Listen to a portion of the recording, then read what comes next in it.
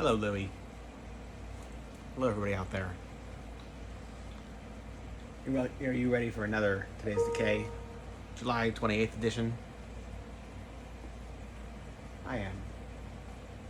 Yeah? Are you waiting here with bated breath to hear what I have to say? I'll take that as a yes. So, on this day in 1840, Edward Drinker Cope was born. Imagine having a middle name like Drinker. He was a huge early dinosaur fan who was an archaeologist and really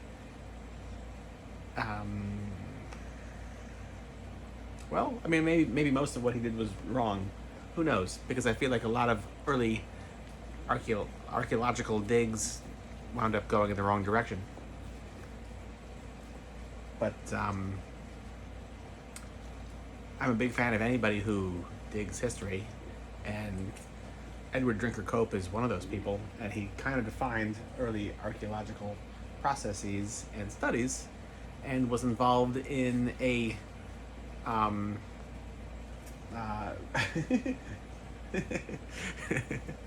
is involved with a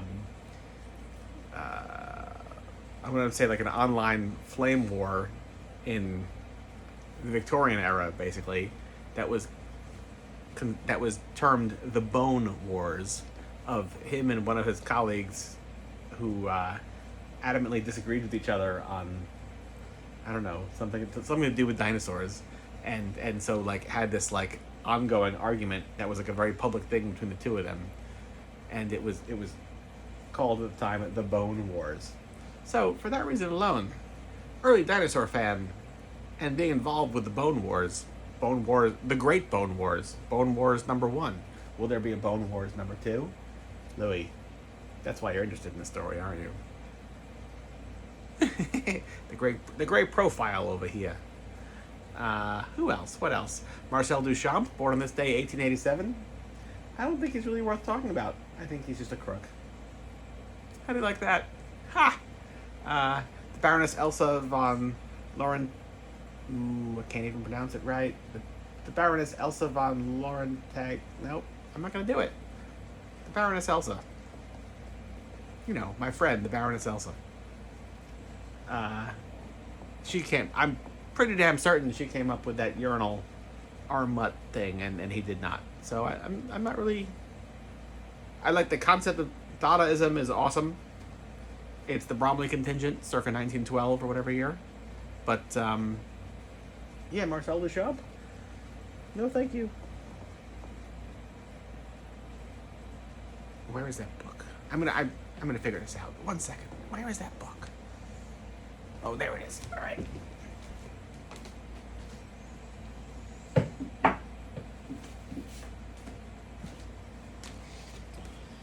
I know I've talked about this before, but we're gonna do it again.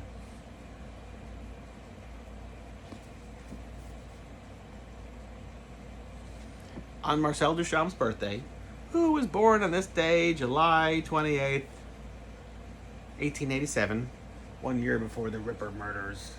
Isn't everything like pre and post Ripper murders? Like, it shouldn't be Jesus H. Christ. It should be things are either before or after the Ripper murders. I'll take that as a yes. So 1 year before the Ripper murders, Baroness Elsa von Freytag Lorenhoven, there we go, was not born. Marcel Duchamp, the crook, was born. But on his birthday, why not celebrate her?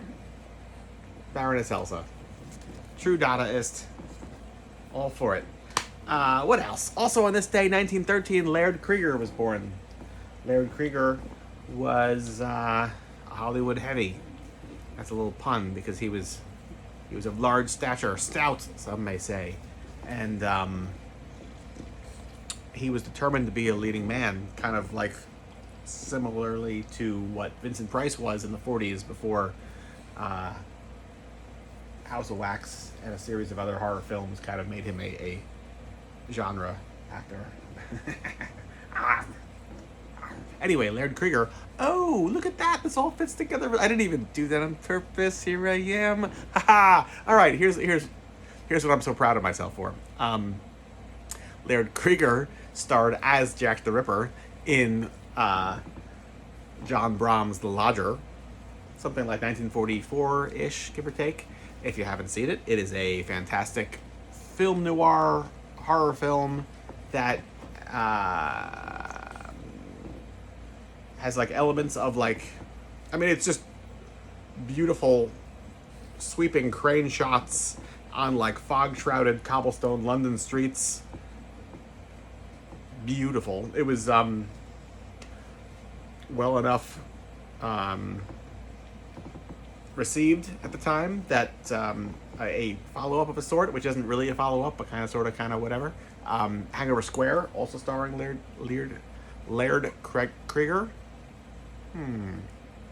Krieger. That's how you pronounce it.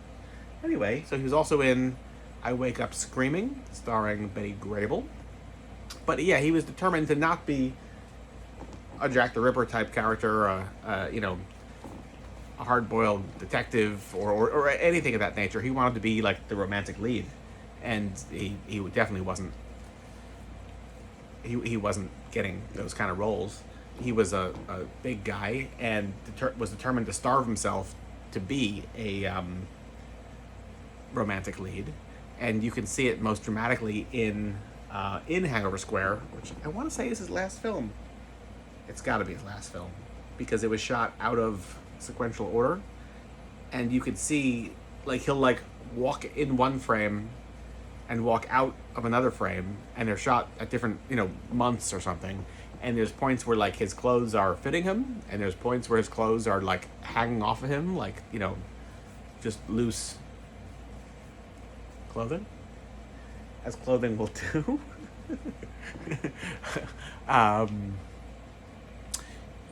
But Hangover Square, great movie. John Brahm directed that one as well. He also did The Undying Monster, kind of highbrow werewolf movie, I guess. All three of those are produced at Fox Studios, 20th Century Fox at that time. Yeah. Anyway, Laird Krieger, a tragic, flawed figure who was really interesting, and was born on this day in 1913. And Jerry Lee Lewis debuted on the Steve Allen Show on this day in 1957 on national television. So